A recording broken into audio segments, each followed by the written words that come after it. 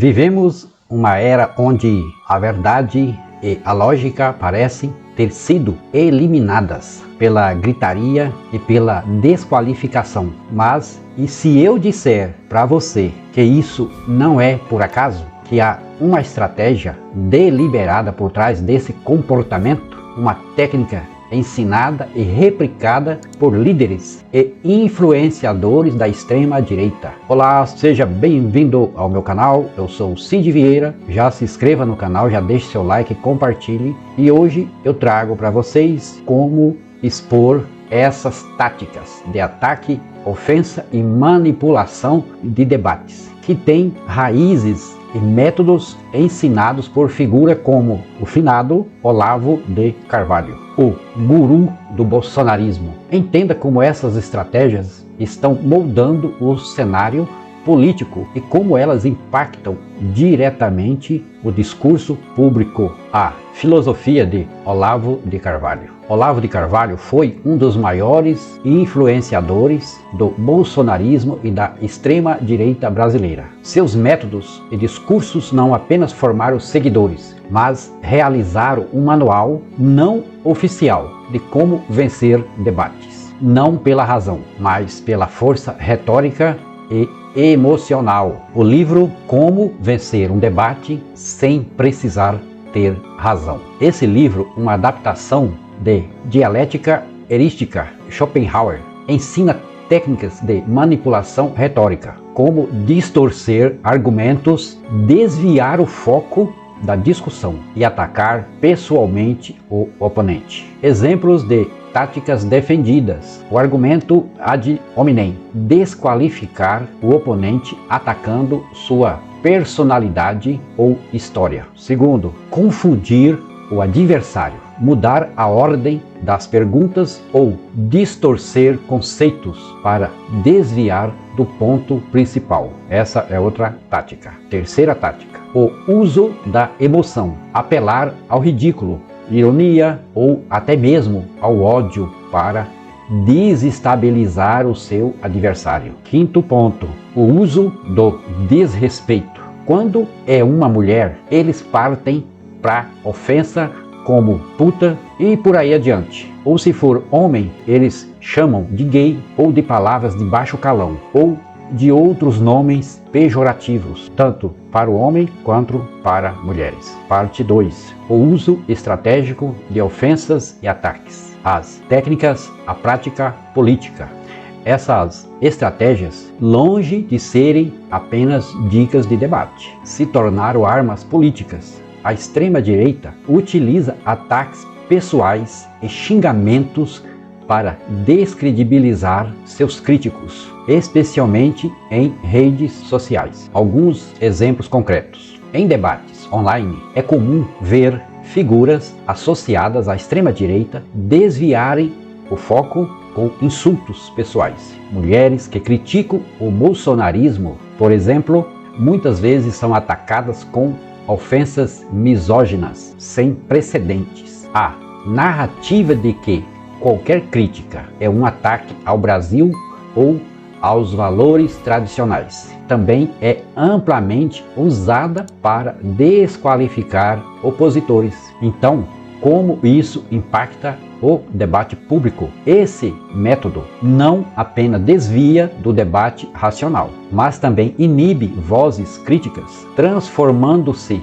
em arenas de intimidação. Parte 3. Os danos causados à sociedade. As consequências dessas estratégias da extrema-direita. A normalização de ataques pessoais transforma o debate público em uma guerra cultural tóxica, onde não importa quem está certo, mas quem grita mais alto. Esse é o lema da extrema-direita. E o uso de ofensas também marginaliza grupos já vulneráveis, como mulheres, negros e LGBTs, que muitas vezes se tornam alvos táticos. A manipulação política. Ao desviar o foco do debate racional, a extrema-direita mantém sua base engajada emocionalmente, enquanto foge de questionamentos sobre temas importantes, como corrupção, desigualdade e saúde pública e outros afins. Quarta parte: como combater essa retórica. Estratégias para lidar com esses ataques. Primeiro, reconheça o ataque. Reconheça a tática, entenda que o objetivo deles não é discutir, mas você desestabiliza o indivíduo. Segundo, mantenha o foco no argumento principal. Se ele faz uma pergunta, você responde. Ele faz de novo, você responde a mesma coisa. Ele vai mudando a tática, mudando de assunto para te confundir, mas você tem que manter a sua linha direta, porque aí eles ficam perdidos, porque eles estão acostumados a fazer isso. Então, quando ele te faz um ataque no assunto, foque naquele assunto. Ele vai mudar de assunto imediatamente, só que você não muda, você mantenha o foco na primeira pergunta. Isso vai fazer com que eles se desestabilizem e perdem o rumo de casa. Então, mantenha o foco no argumento principal e não se deixe levar por provocações. Terceiro, exponha a manipulação. Mostre para o público como essas táticas desviam do ponto central. A importância não é replicar esse comportamento, é enfatizar a importância de não replicar esse comportamento. É fundamental que aqueles que lutam por um debate justo não caiam na mesma armadilha. A política deve ser um espaço de ideias, não de ataques pessoais. Quinta parte: como se defender dessas retóricas. Primeiro, reconheça a tática. Exemplo. Vou te dar um exemplo aqui. Se uma figura pública ou debatedor tenta desqualificar você com um ataque pessoal, como chamá-lo de comunista ou ingênuo, reconheça que isso é uma tentativa de desestabilização e desviar o foco do argumento. Então, aqui uma resposta sugerida. Você responde da seguinte maneira: percebo que você está tentando desviar o debate